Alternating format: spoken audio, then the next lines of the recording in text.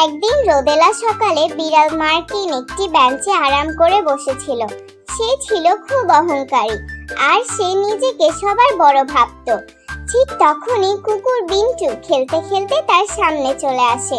বিন্টু খুব বন্ধুত্বপূর্ণভাবে মার্কিনকে হ্যালো বলে, কিন্তু মার্কিন তার দিকে তাকিয়ে হালকা ঘৃণার হাসি দিয়ে বলে, তুমি আমার মতো স্মার্ট প্রাণীকে বিরক্ত করছো কেন? বিন্টু একটু কষ্ট পেল, তবে কিছু বলল না। হঠাৎ মার্কিন রেগে গিয়ে বিন্টুর নাকের উপর থাবা মেরে বসে।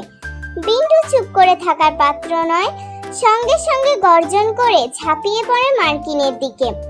দুজনের মধ্যে শুরু হয় মারাত্মক ঝগড়া। একজন থাবা মারে, আরেকজন কামড় দেয়। চারপাশে ধুলো উড়ে, গাছের পাতা কাঁপে, পাখিরা উড়ে যায়। ঝগড়ার এক পর্যায়ে মার্কিন একটি ছোট্ট পাথর তুলে ছুঁড়ে মারে বিন্টুর দিকে। বিন্টু জোরে চিৎকার করে তেড়ে আসে। দুজনেই ভয়ঙ্কর রেগে যায়, যেন কেউ কাউকে ছাড়বে না।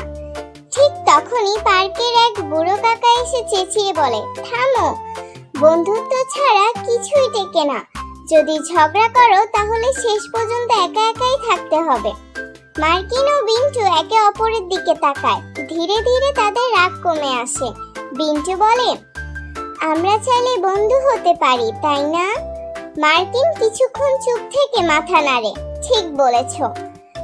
এরপর থেকে তারা একসাথে পার্কে খেলতো, বসে গল্প করত আর অন্য প্রাণীদেরও শেখাতো, ঝগড়া নয়, বন্ধুত্বই আসল শক্তি।